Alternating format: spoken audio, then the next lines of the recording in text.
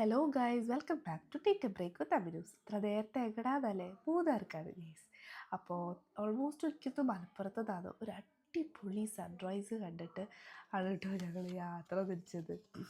And on the way സത്യം പറഞ്ഞാൽ journey അടിപൊളിയായിരുന്നു.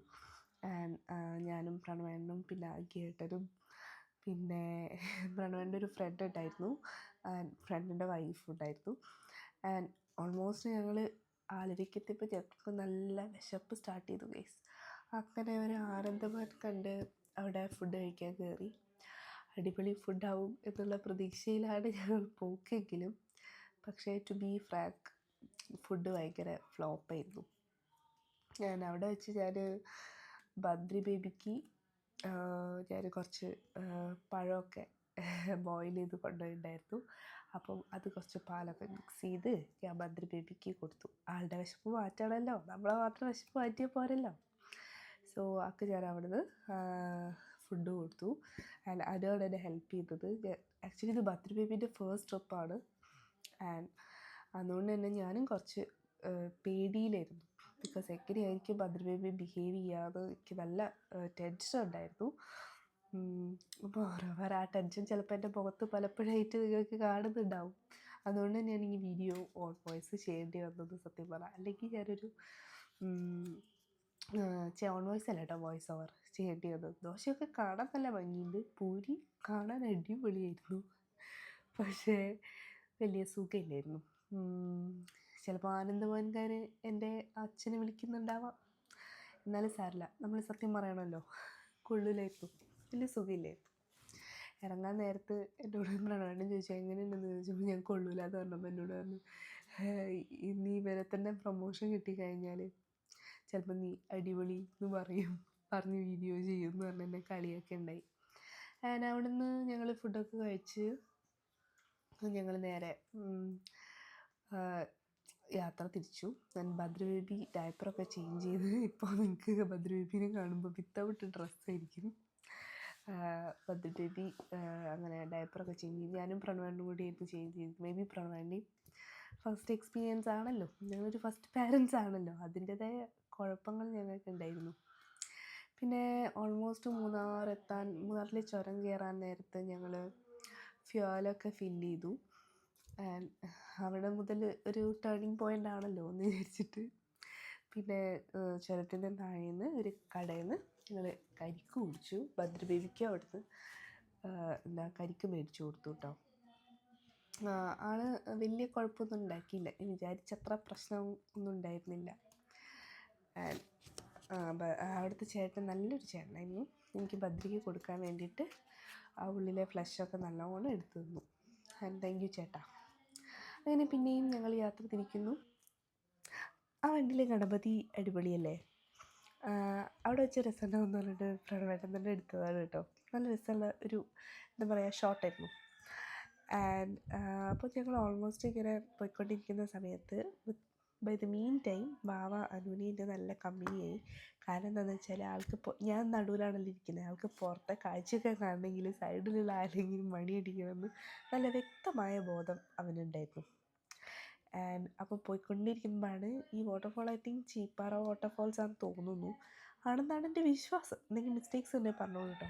ആക്ച്വലി അങ്ങോട്ട് പോകുമ്പം കണ്ടു ഭയങ്കര തിരക്കായതുകൊണ്ട് ഇറങ്ങണ്ടോ എന്നുള്ള കണ്ടു. പിന്നെ വണ്ടി തിരിച്ച് വന്നിട്ടാണ് ഒരു 2 ഫോട്ടോ എടുത്തേക്കാം എന്ന് വിചാരിച്ച് അവിടെ ഇറങ്ങി കഴിഞ്ഞപ്പോൾ എൻ്റെ മോനെ, നമ്മൾ പെണ്ണുങ്ങളല്ലേ, ഷോപ്പിംഗ് ഇഷ്ടം പോലെ സാധനങ്ങളാണ്. എസ്പെഷ്യലി കുട്ടികളൊന്നായിട്ട് അവിടെ ഇറങ്ങരുത്, അത്രയും സാധനങ്ങളാണ്. അപ്പം ഞാൻ ഗ്ലാസ്സൊന്നും എടുത്തില്ലായിരുന്നു. അപ്പോൾ അവിടെ നിന്ന് 2 ഗ്ലാസ് വാങ്ങാമെന്ന് വിചാരിച്ച് അവിടെ ഒരു ചേച്ചീൻ്റെ അടുത്തുനിന്ന് ഗ്ലാസ് വാങ്ങാൻ നോക്കിയപ്പോൾ ആ ചേച്ചി കൊല്ലണ റേറ്റാണ് പറഞ്ഞത്. ലാസ്റ്റ് ചേച്ചീൻ്റെ അടുത്ത് പേശി ഒരു ഗ്ലാസ് അങ്ങ് വാങ്ങി. പിന്നെ വാവയ്ക്ക് കളിക്കാൻ വേണ്ടിയിട്ട്, വാവ കുറച്ച് ക്രാങ്കി ഉണ്ടായിരുന്നു, അപ്പോൾ കളിക്കാൻ വേണ്ടി ഒരു ടോയ് എന്ന് പറഞ്ഞൂടാ, മറ്റേ ബബിളില്ലേ, എന്താ അതിന് പറയുക, ആ സാധനം വാങ്ങിച്ചു. അത് മാത്രമേ അവിടെ റേറ്റ് കുറവുണ്ടായിരുന്നു, ബാക്കിയൊക്കെ കൊല്ലുന്ന റേറ്റാണ് ചേച്ചി പറഞ്ഞത്. ഞാൻ ചേച്ചിയോട് പറയുകയും ചെയ്തു ഒടുക്കത്തെ റേറ്റാണ് ചേച്ചിന്ന്. പിന്നെ ഞാൻ വിചാരിച്ചു ഇവിടുന്ന് ഒരു ഇൻട്രോ പറഞ്ഞാലോ എന്ന് വിചാരിച്ചു. അങ്ങനെ ഇൻട്രോ പറയുന്ന സീനാണ് നിങ്ങൾ ഈ കണ്ടുകൊണ്ടിരിക്കുന്നത്. പക്ഷേ അത് ഞാൻ ഇതിനകത്ത് ആഡ് ചെയ്യുന്നില്ല കേട്ടോ. അപ്പോൾ നല്ല വാട്ടർഫോളായിരുന്നു. അതിനുശേഷം ഞങ്ങളൊരു പള്ളി പെരുന്നാളാണോ ഓണോ എന്നാണ് എൻ്റെ വിശ്വാസം, അത് കണ്ടു. അതും കണ്ട് ഞങ്ങൾ റിസോർട്ടിലേക്ക് എത്തി. മേ ബി എല്ലാവർക്കും ഫെമിലിയർ ആയിട്ടുള്ള റിസോർട്ടാണ്. ഓൾമോസ്റ്റ് പല സെലിബ്രിറ്റീസ് വന്ന് പോയിട്ടുള്ള റിസോർട്ടാണ്, പറക്കാട് ടാച്ച റിസോർട്ട്. ആൻഡ് അത് വണ്ടി എൻ്റെ ഒരു ഷോട്ട് സത്യം പറഞ്ഞാൽ പ്രണവേട്ടനെ ഇറങ്ങിയെടുത്തതാണ്. അപ്പോൾ അവിടെ എത്തിക്കഴിഞ്ഞ് ഞങ്ങൾ വാവ സത്യം പറഞ്ഞാൽ വലിയ ലുക്കിലൊന്നും ആയിരുന്നില്ല. വാവനെ ഒന്ന് ലുക്കാക്കാമെന്ന് വിചാരിച്ചു. വലിയ തണുപ്പൊന്നും ഉണ്ടായിരുന്നില്ല കേട്ടോ. മൂന്നാർ എത്തിയ ഒരു ഫീലേ ഞങ്ങൾക്ക് കിട്ടിയില്ല എന്നുള്ളതാണ് വാസ്തവം. സംഭവം നവംബർ മാസമായിരുന്നു, പക്ഷേ എന്താ പറയുക, വലിയ തണുപ്പുണ്ടായിരുന്നില്ല. എനിക്കൊരു പേടിയുണ്ടായിരുന്നു, വാവ ബുദ്ധിമുട്ടാക്കുമോ, ഈ തണുപ്പ് ഉണ്ടാവുമോ, അങ്ങനെയുള്ള തോന്നലൊക്കെ ഉണ്ടായിരുന്നു. പക്ഷേ അങ്ങനെ വലിയ തണുപ്പില്ലാത്തത് കൊണ്ട് വാവയ്ക്ക് നല്ല കംഫർട്ടബിളായിരുന്നു. അവിടെ എത്തിക്കഴിഞ്ഞപ്പോൾ സത്യം പറഞ്ഞ ഒരു ജ്വല്ലറി പോയ ഫീലായിരുന്നു. മൊത്തം ഗോൾഡ് പോളിഷ്ഡ് ആയിട്ടുള്ള സാധനങ്ങളായിരുന്നു. എന്താ 1 ഗ്രാം തങ്കത്തിൽ പൊതിഞ്ഞ സ്വർണ്ണാഭരണങ്ങൾ. അപ്പോൾ അവിടെ ഒരു സെപ്പറേറ്റ് സെക്ഷൻ തന്നെ ഉണ്ടായിരുന്നു ഓർണമെൻറ്റ്സിന് വേണ്ടിയിട്ട്. പിന്നെ അവിടെ ഒരു അടിപൊളി ശ്രീകൃഷ്ണൻ്റെ പ്രതിമ ഉണ്ടായിരുന്നു. അതും 1 ഗ്രാം തങ്കത്തിൽ പൊതിഞ്ഞതായിരുന്നു. ആൻഡ് ഞാൻ അവരെ റിസപ്ഷനിൽ ചെന്നിട്ട് നമ്മൾ ഫോമൊക്കെ ഫില്ല് ചെയ്ത് കൊടുത്തു. ആൻഡ് അവർ അപ്പോൾ തന്നെ വെൽക്കം ഡ്രിങ്ക് കൊണ്ടെത്തുന്നു. ഐ തിങ്ക് എന്തോ ഒരു ഓറഞ്ച് ഫ്ലേവേർഡ് ആയിട്ടുള്ള എന്തോ ഒരു ഡ്രിങ്ക് ആയിരുന്നു. ഞങ്ങളെല്ലാം ആക്ച്വലി ഭയങ്കര ആഫ്റ്റർ ലോങ് ജേർണിയാണ്. നിങ്ങൾക്കറിയാം, കോഴിക്കോട് ടു മൂന്നാർ എന്ന് പറയുന്നത് ഭയങ്കര ടയറിങ് ആയിട്ടുള്ളൊരു ജേർണി ആയിരുന്നു. അപ്പോൾ സത്യം പറഞ്ഞാൽ ഒരു ഗ്ലാസ് വെള്ളത്തിലൊന്നും ഒതുങ്ങുന്നതായിരുന്നില്ല. അപ്പോൾ ഫോമൊക്കെ ഫില്ല് ചെയ്ത് കൊടുക്കുമ്പോൾ എനർജിയൊക്കെ അബദ്ധമായിരുന്നു. പക്ഷേ വാവ നല്ല ഹാപ്പി ആയിരുന്നു. ആക്ച്വലി മേ ബി വേറൊരു ആംബിയൻസിൽ നിന്ന് പുതിയ ആംബിയൻസിൽ വന്ന എക്സൈറ്റ്മെൻ്റ് ആണോ എന്ന് ചോദിച്ചാൽ മേ ബി അതായിരിക്കും. വാവ നല്ല ഹാപ്പി ആയിരുന്നു. പ്രണവേണ്ട അവൻ അങ്ങോട്ടും ഇങ്ങോട്ടും ഉന്തി കളിക്കുന്നതും അവൻ ഓരോന്ന് കാണുന്നതും പുതിയ മേ ബി ഈ ഏജിൽ മക്കളെ എക്സ്പ്ലോർ ചെയ്യാൻ ഇഷ്ടപ്പെടുന്ന ഒരാളല്ലോ. അപ്പം അതുകൊണ്ടായിരിക്കാം ആൾ നല്ല ഹാപ്പി ആയിട്ട് ആ സ്റ്റോളറിൽ ഇങ്ങനെ സ്റ്റോളറിൽ ഇരിക്കുന്ന കണ്ട പോലെ രാജാവ് ഇരിക്കുന്ന പോലെയാണ്. അപ്പം ആളുടെ ഫസ്റ്റ് ലിഫ്റ്റ് എക്സ്പീരിയൻസ് കൂടിയായിരുന്നു അവിടെ നിന്ന്. ഞങ്ങൾ റൂം വരുന്നത് അണ്ടർഗ്രൗണ്ടാണ്. അപ്പം താഴേക്ക് -1 വരെ എന്തോ ലിഫ്റ്റിൽ പോകണം. സോ ഞങ്ങൾ ഓക്കെ ആയിരുന്നു. പക്ഷേ പത്രുവിൻ്റെ ഫസ്റ്റ് ലിഫ്റ്റ് എക്സ്പീരിയൻസ് ആയതുകൊണ്ട് തന്നെ ആളൊരു ലിറ്റിൽ ബിറ്റ് സ്കാരി ആയി, ഇത്തിരി പേടിച്ചു. പക്ഷേ ലിഫ്റ്റിൽ നിന്ന് ഇറങ്ങിയപ്പോൾ ആൾ ഓക്കെ ആയി കേട്ടോ. അപ്പം -1 വരെ ലിഫ്റ്റ് ഉണ്ടായിരുന്നുള്ളൂ. പിന്നെ നമ്മൾ സ്റ്റെപ്പ് ഇറങ്ങണം ഗൈസ്.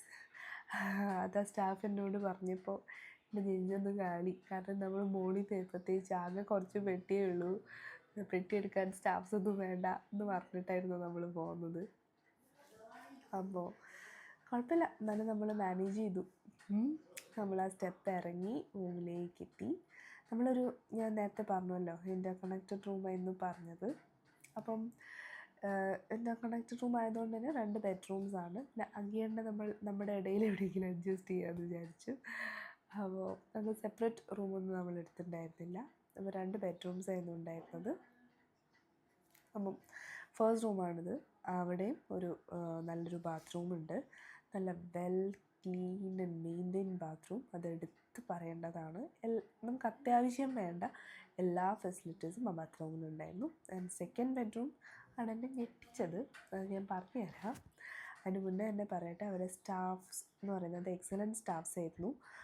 നമുക്ക് വേണ്ട എല്ലാ കാര്യങ്ങളും വളരെ വൃത്തിയായിട്ട് പറഞ്ഞു തന്നു. ഇനിയിപ്പം റൂം സർവീസ് ആണെങ്കിലും വിളിക്കുന്ന നമ്പറും അങ്ങനെ നമ്മുടെ ഫുഡ് നമ്മുടെ അവിടെ എക്സ്പ്ലോർ ചെയ്യാനുള്ള കാര്യങ്ങൾ, അങ്ങനെ ഒരുവിധം എല്ലാ കാര്യങ്ങളും സ്റ്റാഫ്സ് നമുക്ക് നല്ല വൃത്തിയായിട്ട് പറഞ്ഞു തന്നു. രണ്ടാമത്തെ കാര്യം എന്നെ ഞെട്ടിച്ചത് അവിടുത്തെ വ്യൂ ആയിരുന്നു. ആൻഡ് സെക്കൻഡ് ബെഡ്റൂമിൻ്റെ വ്യൂ എന്ന് പറയുന്നത് സത്യം പറഞ്ഞു കഴിഞ്ഞാൽ ഞെട്ടി മാമ. വിത്ത് ബാൽക്കണി ആയിരുന്നു ആ റൂം വരുന്നത്. സത്യം പറഞ്ഞാൽ ഞാനൊക്കെ ഒരുപാട് ഫോട്ടോസ് എടുക്കാൻ ഇഷ്ടപ്പെടുന്ന ആൾക്കാരാണ്. അപ്പോൾ അങ്ങനെയുള്ള ആൾക്കാർക്ക് സത്യം പറഞ്ഞാൽ പറ്റിയ റൂമായിരുന്നു ആ രണ്ടാമത്തെ റൂം. ഞാൻ ആദ്യമേ രണ്ടാമത്തെ ബെഡ്റൂം ബുക്ക് ചെയ്ത് വെച്ച്. പിന്നെ ബദ്രി ബേബിനെ ആ ബെഡിലിങ്ങ് കിടത്തിയപ്പോൾ ആശാന് ഭയങ്കര സന്തോഷമായിരുന്നു കേട്ടോ. ഞാൻ ആദ്യമായിട്ടാണ് ഇത്രയും തേയിലത്തോട്ടം ആൾ കാണുന്നത്. അവൻ ഹാപ്പി ആയപ്പോൾ സത്യം പറഞ്ഞാൽ ഞങ്ങൾ ഡബിൾ ഹാപ്പി. അവൻ പുറത്തേക്ക് ഈ സൈഡിലേക്ക് നോക്കുമ്പോൾ തേയിലത്തോട്ടം, നേരെ നോക്കുമ്പോൾ തേയിലത്തോട്ടം. ആളാകെ മൊത്തം നല്ല സന്തോഷത്തിലായിരുന്നു. ഭയങ്കര കളിയും ചിരിയായിരുന്നു ആൾ. പിന്നെ അനുവും സുനിതേട്ടനും വന്ന പാടെ തന്നെ ഫോട്ടോ എടുക്കാൻ തുടങ്ങി. അപ്പോൾ ആക്ച്വലി നല്ലൊരു ഫോട്ടോസ് ഒക്കെ എടുക്കാൻ പറ്റിയ, നല്ല വ്ളോഗ്സ് എടുക്കാൻ പറ്റിയ, നല്ല വീഡിയോസ് എടുക്കാൻ പറ്റിയ, നല്ല റീൽസ് എടുക്കാൻ പറ്റിയ ഒരു ഏരിയ ആയിരുന്നു ഞങ്ങൾക്ക് കിട്ടിയത്. ഇവരെ കോണ്ടാക്ട് ചെയ്തപ്പോഴേ ഇവർ പറഞ്ഞിട്ടുണ്ടായിരുന്നു കേട്ടോ, നിങ്ങൾക്ക് നല്ല വ്യൂ വേണമെങ്കിൽ ഈ റൂംസ് എടുക്കണം എന്ന് ആൾ നല്ല വൃത്തിക്ക് പറഞ്ഞിട്ടുണ്ടായിരുന്നു. ഞങ്ങൾ ലഞ്ചൊന്നും കഴിച്ചിട്ടുണ്ടായിരുന്നില്ല. സോ ഓൾമോസ്റ്റ് സമയം കഴിയാറായി. റെസ്റ്റോറൻറ്റ് ഉണ്ടോ എന്ന് ചോദിച്ചപ്പോൾ 3 മണി വരെ ഉണ്ടെന്ന് പറഞ്ഞപ്പോൾ ഞാൻ നേരെ ഇവരെ റെസ്റ്റോറൻറ്റിൽ തന്നെ പോയി ഫുഡ് കഴിക്കാമെന്ന് പറഞ്ഞു. ഇവർക്ക് ബ്രേക്ക്ഫാസ്റ്റ് മാത്രമേ കോംപ്ലിമെൻ്ററി ഉള്ളൂ, ബാക്കി നമ്മൾ എന്ത് കഴിച്ചു കഴിഞ്ഞാലും പെയ്ഡാണ്. അപ്പോൾ ആദ്യം ഞാൻ ബദ്രി ബേബീനെ കുറച്ച് പാൽ വെച്ച് ഫീഡ് ചെയ്തു. ആൻഡ് നോക്കിയപ്പോൾ നല്ല വെറൈറ്റീസ് ഓഫ് ഫുഡ്സ് ഉണ്ട്. ആക്ച്വലി എനിക്ക് തോന്നുന്നു ഫോറിനേഴ്സിനായിരിക്കും നമ്മളെക്കാളും കുറച്ചും കൂടി അട്രാക്ഷൻ ഉണ്ടാവുക. കാരണം അങ്ങനെ വെറൈറ്റീസ് ഓഫ് ഫുഡ്സ് ഉണ്ടായിരുന്നു.